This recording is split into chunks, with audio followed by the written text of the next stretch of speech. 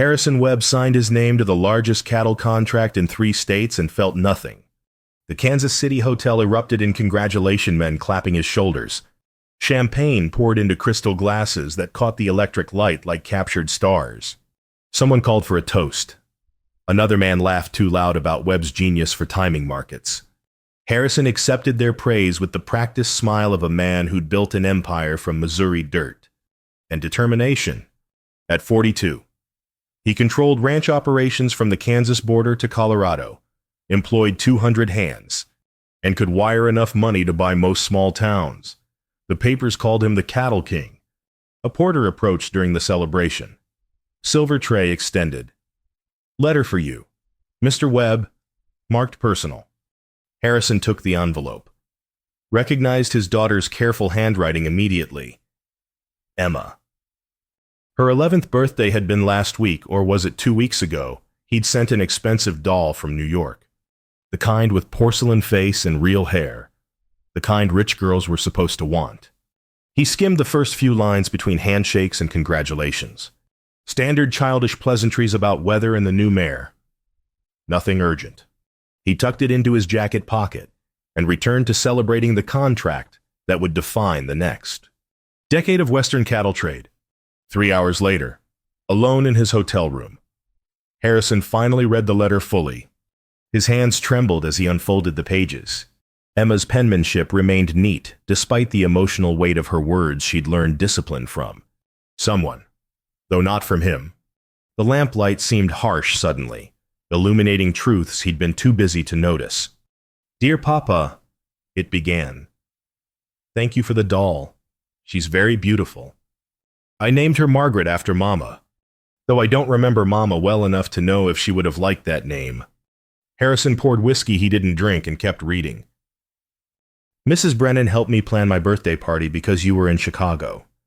Or maybe it was St. Louis. Your telegram didn't say. 16 girls came.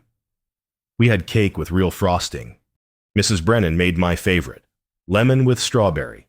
I didn't know you knew my favorite until she told me you'd wired instructions. But maybe you didn't know. Maybe she just guessed." The words cut like barbed wire drawn slowly across bare skin. "She taught me to ride the mare you sent last Christmas. Her name is Copper because of her coat color. She's gentle and fast.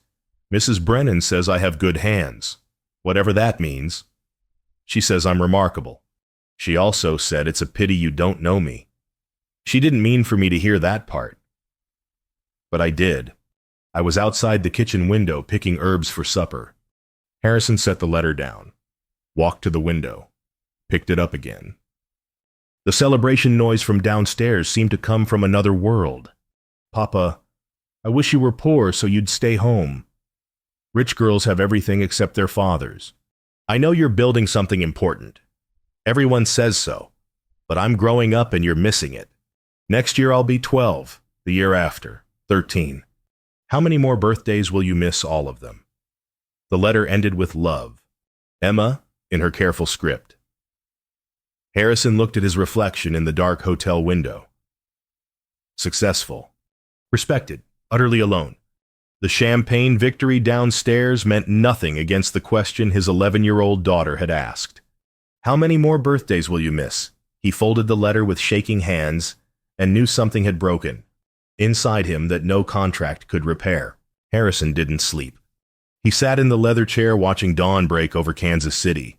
Emma's letter read and reread until he'd memorized every devastating line. Each sentence stripped away another layer of justification he'd built over 10 years. Mrs. Brennan.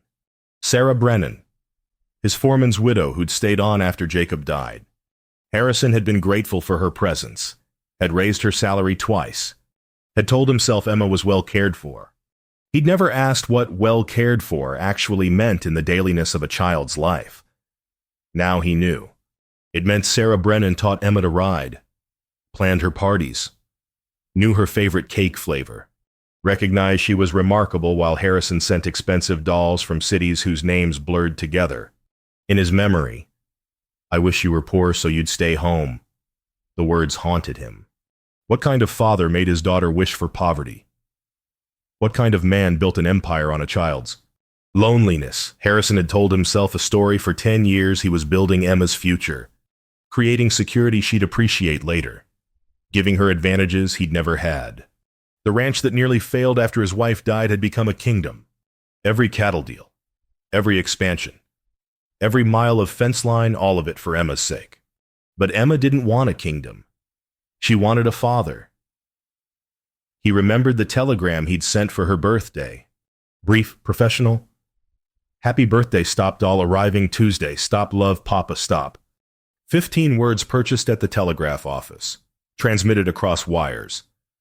Delivered without warmth or presence. Love reduced to 4 letters between stops. The letter made clear what he'd been avoiding. Sarah Brennan knew his daughter better than he did. The foreman's widow understood Emma's fears and hopes and favorite things, while Harrison knew cattle prices and market trends and which railroad lines offered the best shipping rates. She says I'm remarkable. She also said it's a pity you don't know me. Harrison stood, paced the hotel room, sat again. His reflection in the mirror showed a man who'd won everything and lost what mattered. The cattle king, the absent father, the stranger in his own daughter's life. He made his decision as morning light filled the room. He would go home, truly home. Not the brief visits between business trips. He would stay. He would learn his daughter before she stopped being his daughter and became simply a young woman he'd failed. The decision terrified him more than any business risk he'd ever taken. Markets he understood. Cattle he knew. But how did a man learn his own 11-year-old daughter? What did you say to a child who'd grown up? Watching you leave, Harrison packed quickly, left money for the hotel, ignored the breakfast meeting scheduled with the consortium. Let them think him rude. Let them question his commitment to business. He'd spent 10 years proving himself to men who didn't matter while neglecting the one person who did. The westbound train departed at 9. Harrison bought a ticket, found his seat, watched Kansas City disappear behind him. Emma's letter stayed folded in his jacket pocket, over his heart. A paper indictment he couldn't escape. The rails carried him toward a reckoning he should have faced years ago, toward a home he owned but barely knew, toward a daughter who'd learned to stop expecting him. He pressed his forehead against the window glass and wondered if he was already too late. The train rolled through Kansas grassland, turning green with early June. Harrison watched the landscape change and remembered another train ride. 12 years passed, heading the opposite direction. He'd been 30 then, a widower with an infant daughter and a failing ranch. Catherine had died 3 days after Emma's birth, childbed fever, the doctor called it. Though the name didn't matter when Harrison held his newborn daughter and buried his wife the same week. The ranch hands had taken up a collection for the funeral. That's how poor they'd been. Harrison had named the baby Emma Catherine Webb and promised her dead mother he'd give their daughter everything: security, education, a future that didn't involve worrying about next season's hay or whether the cattle would survive winter. He'd kept that promise, built the ranch from 60 head of cattle to 6,000, expanded from 300 acres to 30,000, employed men whose families depended on the empire he'd constructed from grief and determination. But somewhere in the building, he'd forgotten the reason for building. His own father had worked himself into an early grave for the family's sake. Harrison remembered him as a presence at supper, silent and exhausted. Gone before dawn to work land that never yielded enough. His father had died when Harrison was 15, left behind a widow and 6 children who barely knew him. At the funeral, Harrison's mother had said, "He provided well," as if providing was the same as being present. Harrison had sworn he'd be different. Yet here he sat on a westbound train, finally going home, because his 11-year-old daughter had written what his father's children had been too. Young to articulate, "We don't need your empire. We need you." The parallel struck him physically. His chest tightened. He loosened his collar but couldn't breathe easier. He'd become exactly what he'd sworn to avoid: a man who measured love in dollars and success in property. While his child grew up wondering why she wasn't enough to make him stay. The train stopped in a small Kansas town. Harrison watched a father lift his daughter onto the platform, the girl laughing, completely secure in her father's arms. The man wasn't wealthy, his clothes showed wear. his hands the calluses of hard work. But his daughter looked at him like he'd hung the moon. Did Emma look at him that way? Had she ever? Harrison couldn't remember. He'd been too busy building his empire to notice his daughter's eyes. The conductor called for boarding. The train lurched forward.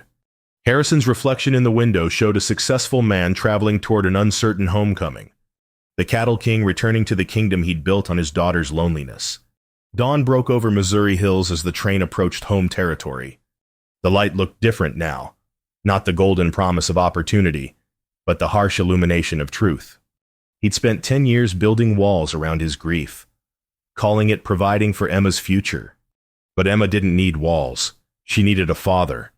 The question settled in his gut like bad whiskey. Had he already lost her?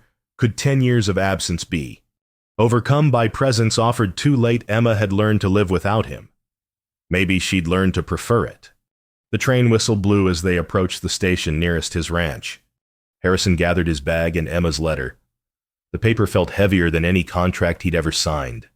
He stepped onto the platform and hired a horse for the 15-mile ride home. The morning air smelled of grass and possibility and reckoning. Ahead lay the ranch he owned, the house he'd built, and the daughter he barely knew. Harrison rode toward them all, knowing he couldn't conquer this challenge with money or determination. He could only show up and hope his daughter still remembered how to let him in. The ranch looked different in afternoon light, not the empire he'd envisioned, but simply a place where people lived and worked. Harrison rode through the gate he'd commissioned but never hung himself, past fences he'd paid for but never mended, toward the house he'd designed but never truly inhabited. Emma sat on the porch steps beside Sarah Brennan. Both women, for Emma looked nearly grown at 11, watched him approach without standing. No running greeting. No excited wave. Just careful observation as the cattle king came home unannounced.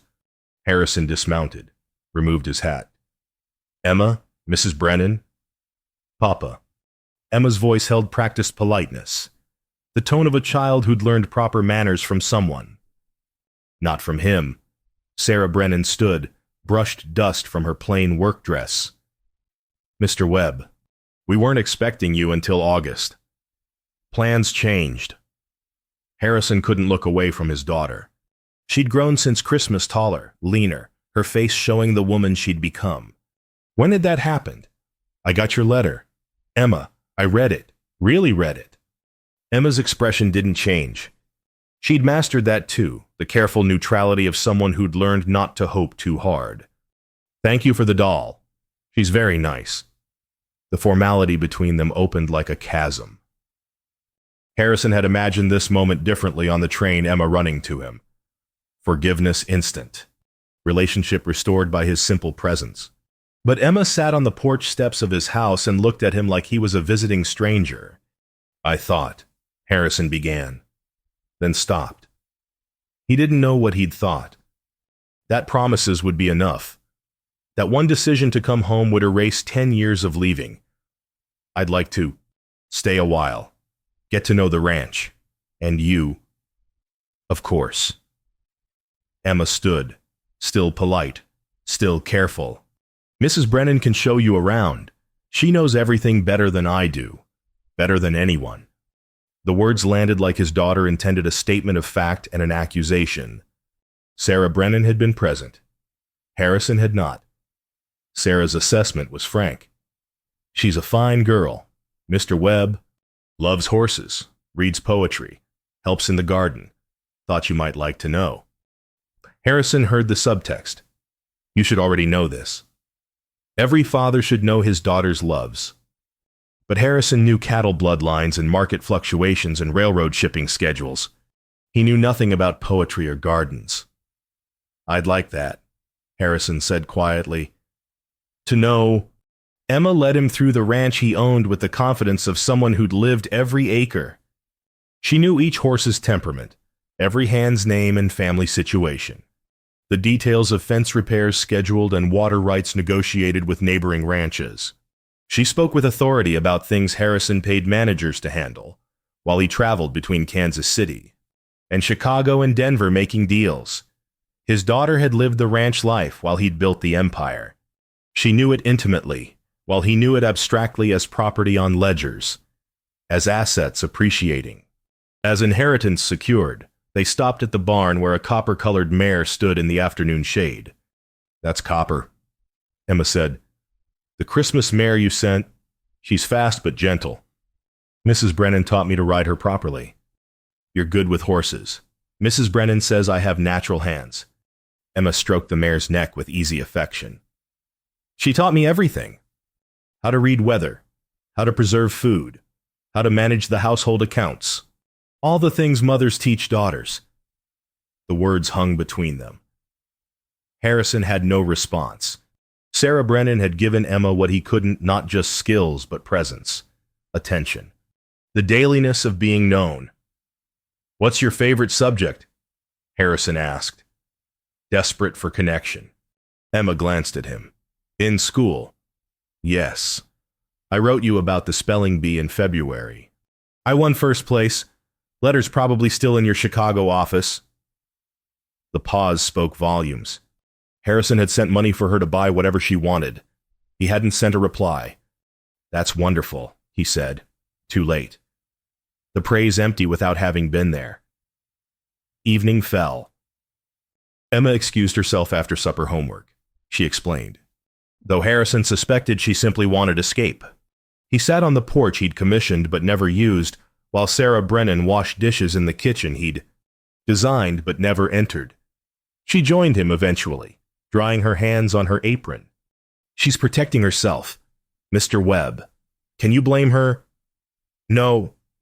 Harrison watched fireflies rise from the grass. "I can't." "She wrote you about the spelling bee in February. You sent money for a new dress instead of a reply. She wore the dress to the competition, won first place, came home, and put the dress away. Never wore it again." The story gutted him. Harrison had thought money solved things. Money bought dresses and dolls and horses, but Emma had wanted words, recognition, presence.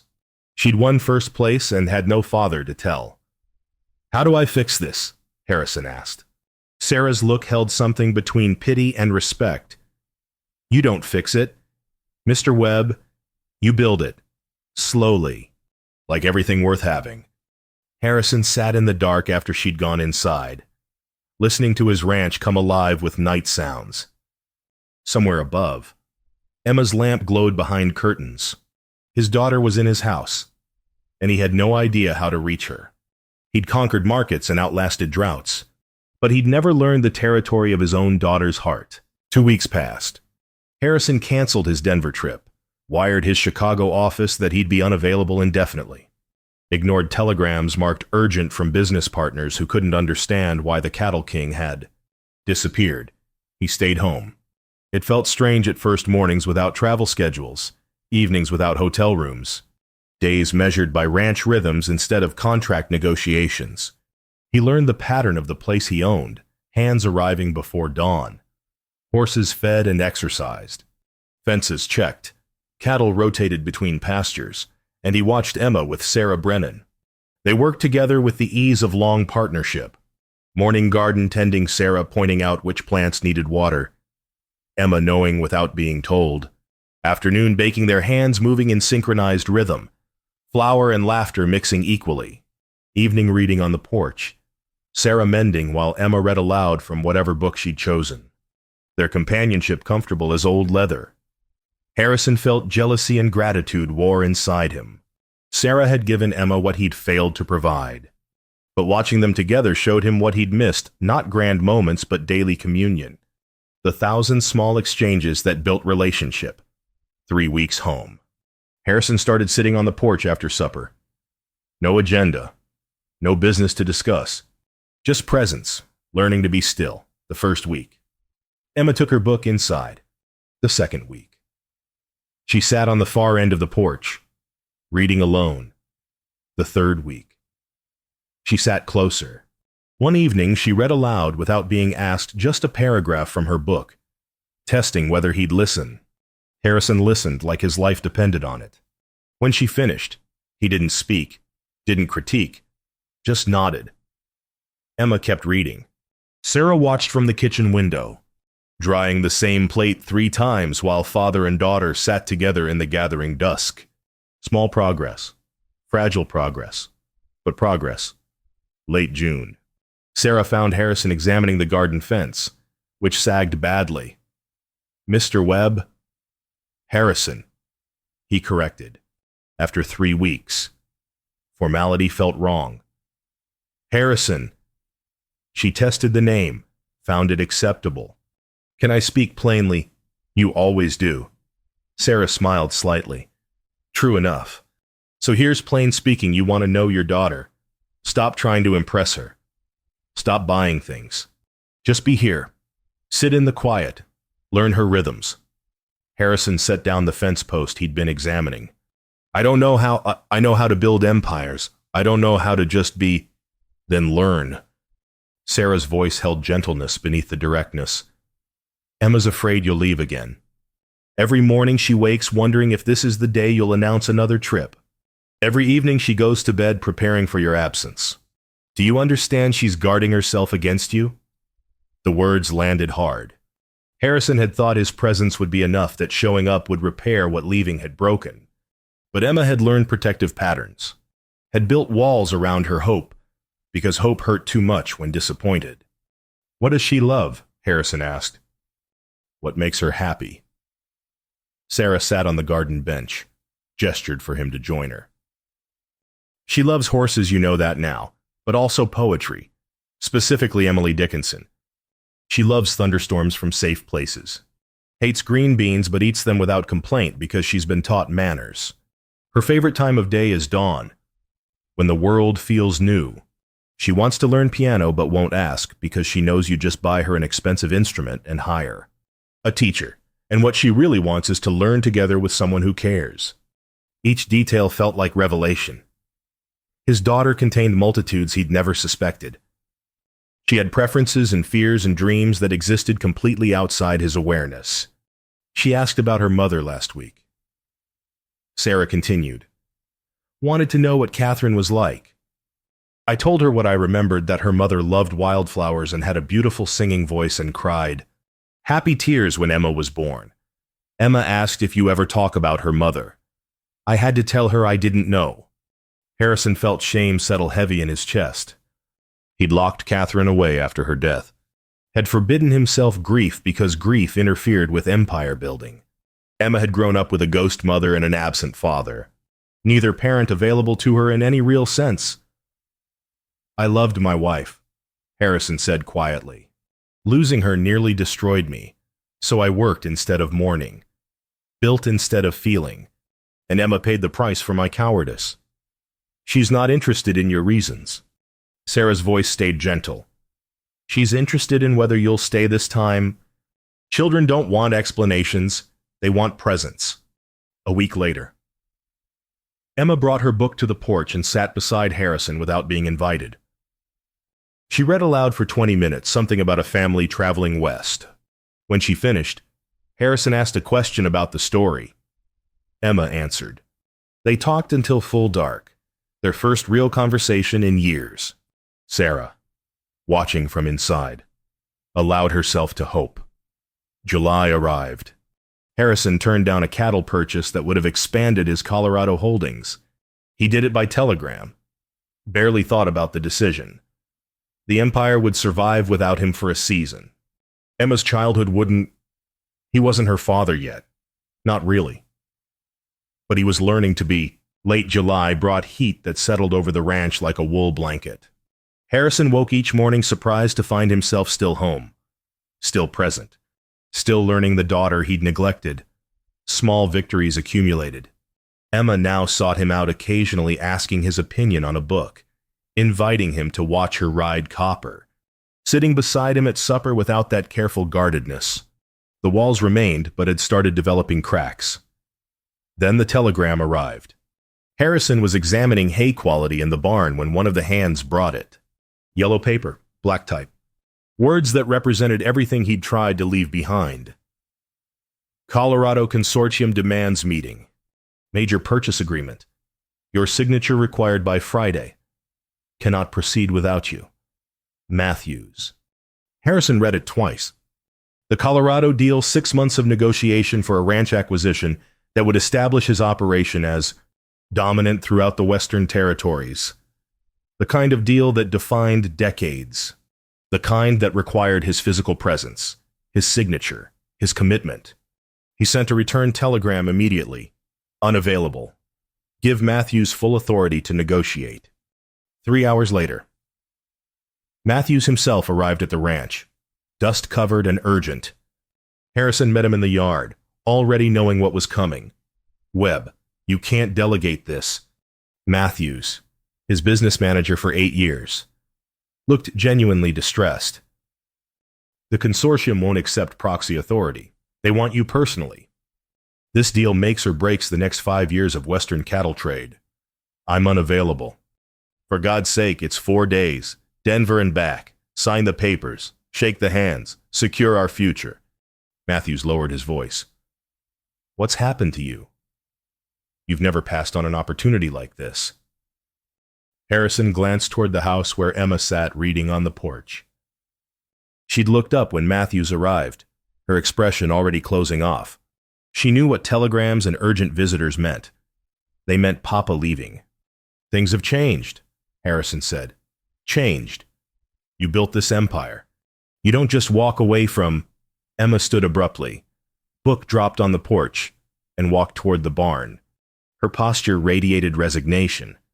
Harrison's chest tightened. Excuse me, he told Matthews, and followed his daughter. He found her in Copper's stall, forehead pressed against the mare's neck. Not crying, just breathing carefully, preparing herself. Emma. She turned, face composed. Too composed for an 11-year-old. It's all right, Papa. I understand. Go make your deal. I'm used to it. The learned acceptance in her voice cut deeper than any accusation. She'd practiced this response, had prepared for his inevitable departure, had armed herself against disappointment by expecting it. I'm not going... Emma's expression didn't change. You should... It sounds important. It is important. But then go. Her voice stayed level, eerily adult. Mrs. Brennan and I will be fine. We always are. The words landed like physical blows. Harrison understood then what Sarah had tried to tell him. Emma had built entire defensive structures around his absence. She'd learned to anticipate leaving, to prepare for disappointment, to protect herself by not hoping. His presence these past weeks hadn't dismantled those defenses. They'd just been temporarily set aside, ready to snap back into place the moment he proved her expectations correct. Your school recital is Friday, Harrison said. You told me about it last week. First piano performance. Emma blinked. He'd surprised her. You remembered? I remembered. And I'm not missing it. Papa, you don't have to... Emma! Harrison crouched down, meeting her eyes. I've missed 10 birthdays. I've missed spelling bees and holidays and ordinary Tuesdays. I've missed your whole childhood. I'm not missing Friday. For the first time, Emma's composure cracked. What if the deal falls apart? Then it falls apart. What if you lose everything? I won't lose everything. Harrison touched her shoulder carefully. I'd lose everything if I leave again. I'd lose you. Emma stared at him, clearly wanting to believe but afraid to trust. Years of absence couldn't be overcome by one conversation. But something shifted in her expression. Not conviction, but the smallest possibility of hope. Mrs. Brennan helped me practice, Emma said quietly. I'm not very good yet. I don't care if you're good. I care that you'll let me watch you try. Emma nodded slowly, then turned back to Copper. Harrison stood, started to leave, then stopped. Emma, I told you I'd stay. I told you I'd be here. I'm keeping that promise. She didn't respond, but her shoulders relaxed fractionally. Harrison returned to the yard where Matthews waited, visibly impatient. I'm sending you to Denver with full authority. Negotiate the best terms you can. If they won't accept proxy, walk away. Walk away, Webb. Have you lost your mind? Maybe I finally found it. Harrison looked toward the barn where his daughter stood with her horse. Some things matter more than empire. Took me too long to learn that. Matthews left, frustrated and confused. Harrison stood in his yard watching dust settle from the departing horse. He'd just risked a deal that represented years of work. He'd potentially damaged relationships with powerful business partners. He'd chosen his daughter's piano recital over financial expansion. And he'd never felt more certain of anything in his life. That night, through his bedroom door, Harrison heard Emma crying softly. Not loud grief, but quiet relief. The kind of tears that came when hope started breaking through defensive walls. He pressed his hand against the door and made a silent promise she would never have to guard herself. Against his leaving again, Harrison didn't sleep. He lay in bed listening to the ranch settle into night, thinking about the choice he'd made and the choice that still lay ahead. Matthews had made clear the consortium wouldn't accept proxy. If Harrison didn't appear Friday, the deal died. Part of him, the part that had built an empire, argued logically. The Colorado acquisition meant stability for 200 families who depended on his ranch. It meant expanding markets and establishing dominance that would last decades. It meant Emma's financial future secured beyond question. Another part, the part that had read his daughter's letter until the paper wore soft, understood that Emma didn't need more financial security. She needed a father who showed up. But what if he was wrong? What if this gesture of staying meant nothing to her in 5 years when she realized he'd sacrificed real opportunity for symbolic presence? What if noble intentions didn't actually repair damaged relationship? The old justifications rose again, seductive in the dark. 1 trip, 4 days. Sign the papers, secure the future. Come back and be present for years because the foundation is finally solid. The logic felt sound. Harrison had built his empire on sound logic, but Emma had built her walls on that same logic Papa had to travel. Papa was building their future. Papa meant well. Logic didn't sit beside her at supper. Logic didn't watch her piano practice. Logic didn't show up. Dawn broke. Harrison rose, dressed, walked out to the garden where Sarah was already working in the early cool. She looked up as he approached, read something in his face, and straightened. You're thinking about going? It wasn't a question. Harrison nodded. The deal matters, Sarah. Not just for me. For everyone who depends on this ranch. And Emma. Emma's future depends on this ranch too. Sarah set down her trowel. Harrison Webb, I'm going to tell you something hard. Emma told me yesterday that maybe wishes don't come true because God knows we can't handle them. That's what absence teaches children, to stop wishing. The words hit like a fist to the sternum. Harrison sat heavily on the garden bench. She's guarding herself against you. Sarah continued. Every promise you make, she prepares for you to break. Every time you stay, she expects it to be temporary. You think you're building her future.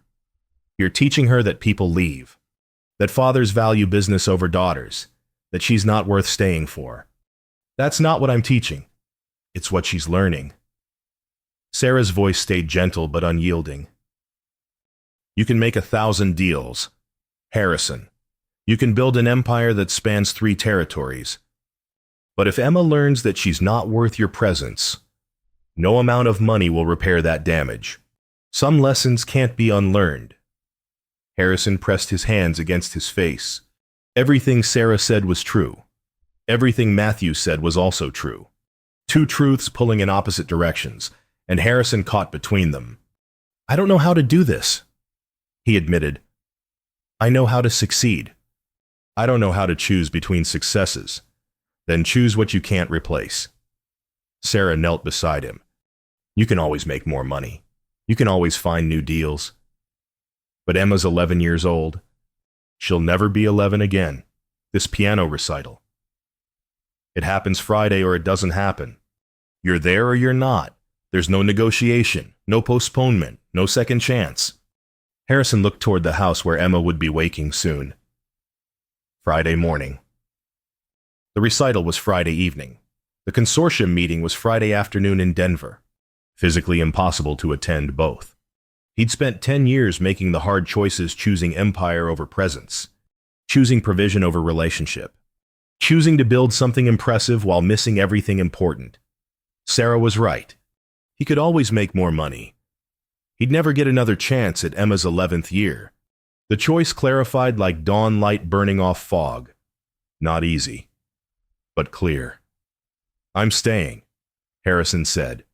"Matthews can negotiate without me. If the consortium walks, they walk."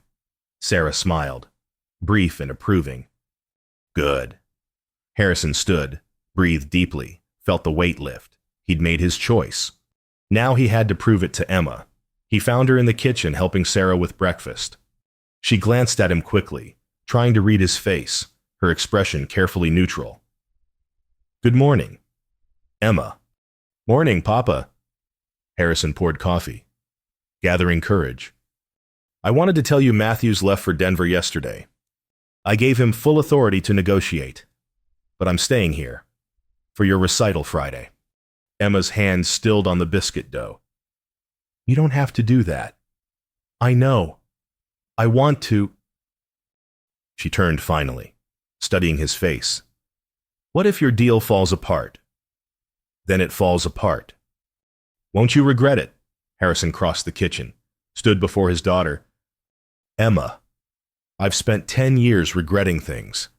Missing your birthdays, missing your spelling bee, missing ordinary mornings like this. I'm done regretting absence. I'd rather risk losing money than risk losing you." For a long moment, Emma just looked at him. Then, so quietly, he almost missed it. "I've been practicing. I'm still not very good." "I don't care. I'll be there watching you try, and that's what matters." Something shifted in Emma's face, not quite trust yet, but the possibility of it. She nodded once, then returned to the biscuit dough. But her shoulders had lost their defensive tension. Sarah caught Harrison's eye across the kitchen and nodded approval. Friday morning arrived clear and warm. Harrison stood outside Emma's door at dawn, listening. She was awake, he could hear her moving around. Then, faintly, she began humming. Her piano piece, the melody she'd practiced for months, carrying through the quiet house. She was still hoping, despite everything. His daughter still hoped. Harrison pressed his hand against the door and made a silent vow. She would never have to prepare for his absence again, whatever it cost. He would be the father who stayed. Friday evening, Harrison stood in the small schoolhouse watching other families arrive. Fathers in work clothes, mothers in their Sunday dresses, children fidgeting with excitement. The ordinariness of it struck him. These people attended their children's performances as routine, unremarkable participation in ordinary life. Harrison had made it remarkable through his absence. His presence tonight should have been normal. Instead, it felt monumental. He took a seat in the front row, directly center. Other fathers nodded greeting, returned to their conversations about cattle prices and weather patterns and fence repairs. Harrison heard fragments, "Johnson's herd looking strong this year," and felt strange distance from concerns that had consumed him for a decade. Cattle still mattered, but they mattered differently now. Sarah arrived with Emma. His daughter wore a simple blue dress, not the expensive one he'd sent for the spelling bee, but something Sarah had made, practical and appropriate. Emma's hair was braided carefully, her hands clutching sheet music. She scanned the audience with an expression Harrison recognized now, not looking for him because she'd learned not to look, but unable to stop the habit of hoping. Her eyes swept past him once, then jerked back. She stopped walking. Disbelief crossed her face first, then recognition, then something breaking open that looked like joy and pain mixed together. Her sheet music trembled in her hands. Harrison nodded, small and steady. Emma's eyes filled with tears, but she blinked them back. She whispered something to Sarah, who smiled and guided her backstage. The recital began. Younger children performed first. Some confident, others nervous, all forgiven their mistakes by parents who clapped enthusiastically regardless of performance quality. Harrison watched these ordinary families celebrate their ordinary children and understood what he'd missed: not grand achievements, but small victories. Not perfection, but effort witnessed and appreciated. Emma's turn arrived. She walked on stage with careful control, sat at the piano, adjusted her sheet music. Then she looked directly at Harrison. Their eyes met. Father and daughter. 10 years of absence and 6 weeks of fragile presence hanging between them. Harrison saw her fear that he was real, that he'd stayed, that maybe he meant what he'd promised. He saw her hope, still tentative but growing. He mouthed one word: breathe. Emma inhaled deeply. Her hand settled on the keys. She began to play. The piece was simple, something appropriate for a beginner, but Emma played it with full heart, every note deliberate. She stumbled twice, recovered both times, kept going. Harrison heard not just music, but his daughter's determination, her courage, her willingness to try something difficult in front of people who might judge. He'd missed this. He'd missed everything. When Emma reached the final chord, the schoolhouse erupted in applause. Harrison stood first, hands coming together hard enough to hurt. Other fathers stood too, the polite acknowledgement of children's efforts. But Harrison clapped for more than performance. He clapped for his daughter's courage. He clapped for second chances. He clapped because he was here, finally, present for something that mattered. Emma stood, curtsied awkwardly, looked at him again. Tears ran freely down her face now. Happy tears. Relief tears. The kind that came when hope was finally validated. The recital continued, but Harrison barely registered the other performances. He watched Emma slip backstage, saw Sarah's hand on her shoulder, witnessed his daughter's composure finally crack completely in the safety of accomplishment and witnessing. After, in the schoolyard, families mingled. Fathers congratulated each other. Children ran in circles. Mothers distributed cookies. Normal, ordinary, beautiful. Emma emerged from the schoolhouse, still in her blue dress, looking for him. Harrison met her halfway across the yard.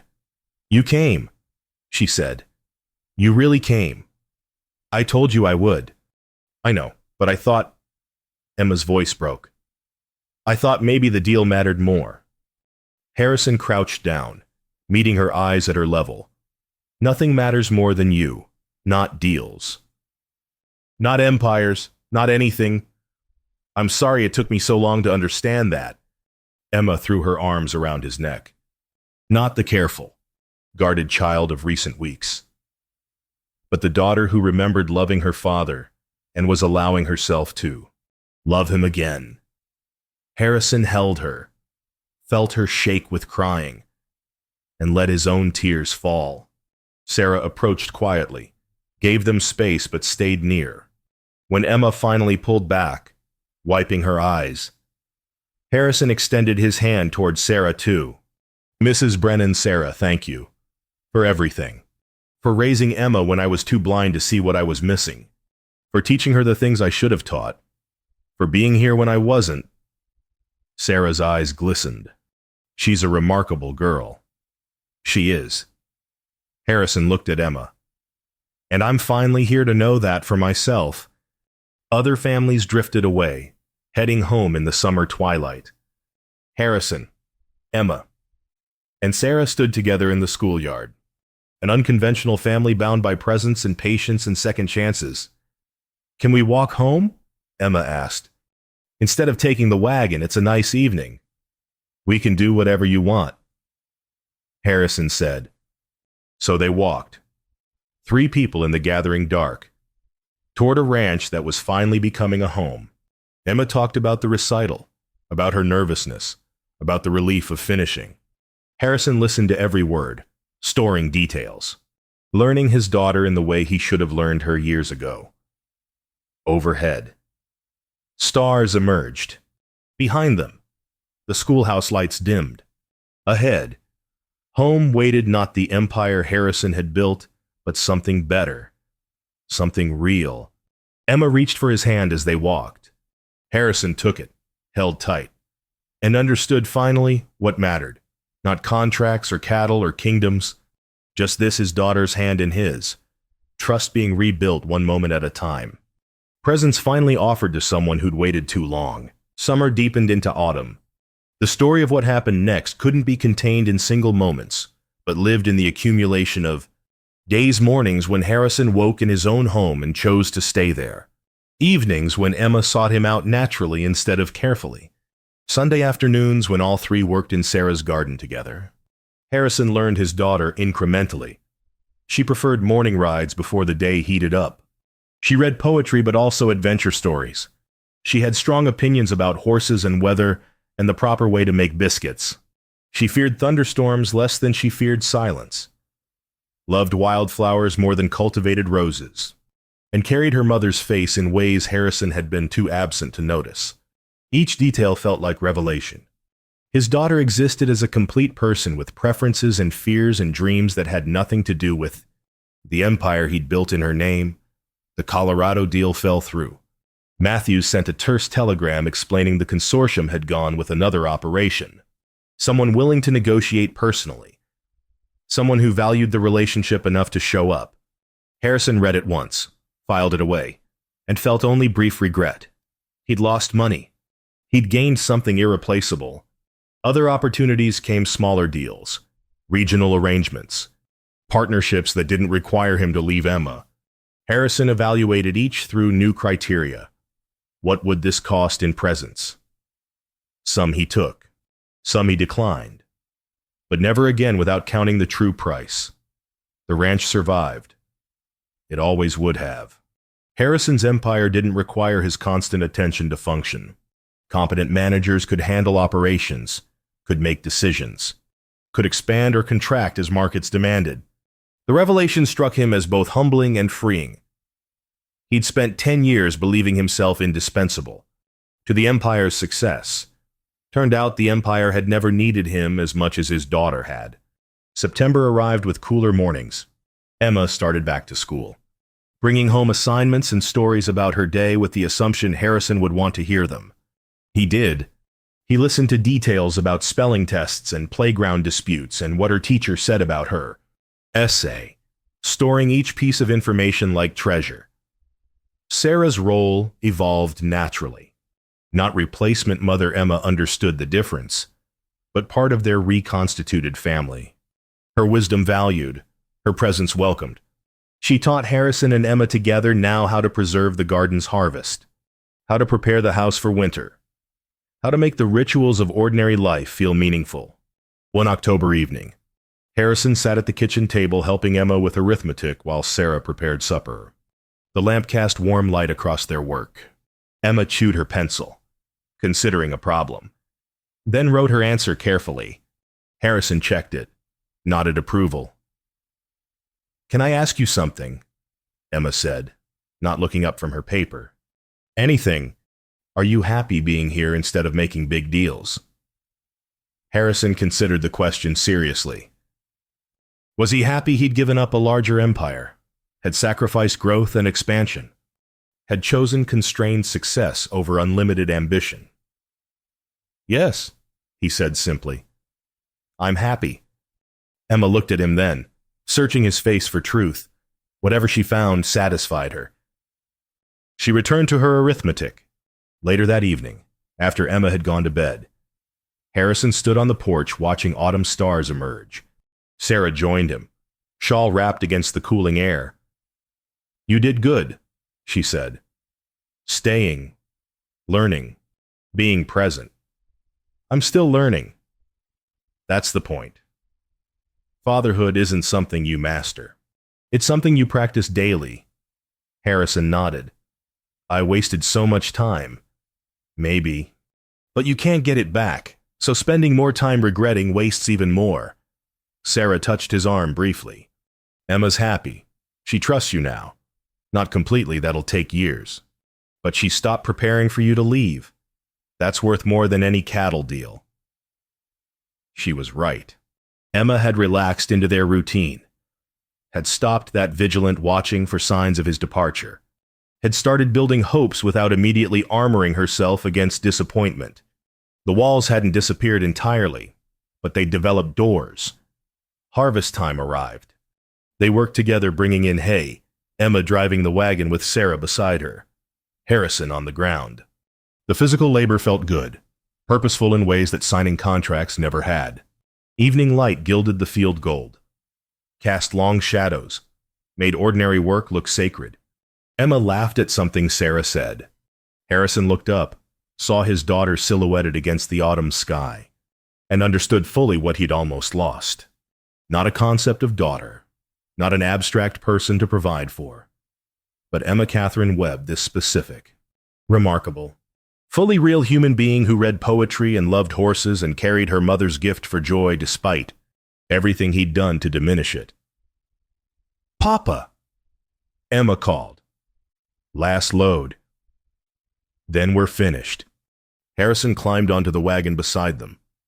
They rode back to the barn together. The day's work complete. Autumn settling soft around them. That night, the three of them sat at supper stew and bread and conversation about tomorrow's tasks. No grand plans, no urgent telegrams, just the ordinary communion of people building life together. Emma talked about a new book she'd started. Sarah mentioned the preserves that needed finishing. Harrison told them both he'd turned down another Denver trip. "You did?" Emma looked up quickly, then caught herself. "I mean, that's good. If you wanted to stay..." "I wanted to stay..." Emma smiled, not the careful, guarded expression she'd worn for weeks, but something open and genuine. "Good." After supper, Emma practiced piano in the next room while Harrison and Sarah cleaned up. The simple melody drifted through the house, imperfect but earnest. Harrison had paid for the piano teacher Emma had wanted, but he'd also made time to sit with her during practice, to encourage without criticizing, to witness her progress. Later, Harrison sat in the living room reading while Emma finished her practice. She joined him eventually, curled in the chair with her book. They read together in comfortable silence, lamplight warm around them. Ordinary evening made extraordinary by presence. Before bed, Emma paused at the stairs. "Papa." "Yes, I'm glad you stayed. I'm glad you're here." "So am I, Emma, so am I." She climbed the stairs to bed. Harrison listened to her footsteps, heard her door close gently, felt the peace of knowing his daughter slept secure in the knowledge that he'd be there tomorrow morning. They were learning each other slowly, the work of years compressed into patient days. Some mornings Emma still woke wary old habits of not expecting him died hard. But Harrison was there, steady as seasons, building trust like good fence post by post, wire by wire, until it held. He'd spent 10 years building an empire. Now he was building something better. Not impressive, not profitable, just true. Harrison walked through his house, checking lamps, locking doors, performing the ordinary rituals of home. In Emma's room, lamplight showed beneath her door. He knocked softly. "Come in." She sat in bed, book open on her lap. Harrison sat on the edge of her bed, awkward but trying. "Thank you for today," he said, "for letting me be part of it." Emma considered this. "Thank you for staying, for all the days." They looked at each other, father and daughter, still learning but finally present. The gap between them hadn't disappeared, but it had narrowed enough to reach across. "Good night, Emma." "Good night, Papa." Harrison closed her door gently, stood in the hallway, and understood finally what wealth meant. Not cattle or contracts or empires spanning territories, just this, his daughter safe in her bed, lamplight warm against approaching darkness, home at last. He'd lost the Colorado deal. He'd sacrificed expansion and growth. He'd chosen constrained success over unlimited ambition, and he'd gained everything that mattered. Outside, autumn wind moved through the trees. Inside, his family slept secure. Harrison Webb, once the cattle king, had finally come home. Not to the empire he'd built, but to the people who'd waited for him, who'd hoped despite his absence, who'd welcomed him despite his failures, who'd given him the rarest gift, a second chance. He stood at his window watching stars wheel overhead, feeling autumn's promise of harvest after long growing. They'd planted something together these past months, not impressive but essential. Trust, presence, family. And by God's grace and patient tending, it would grow.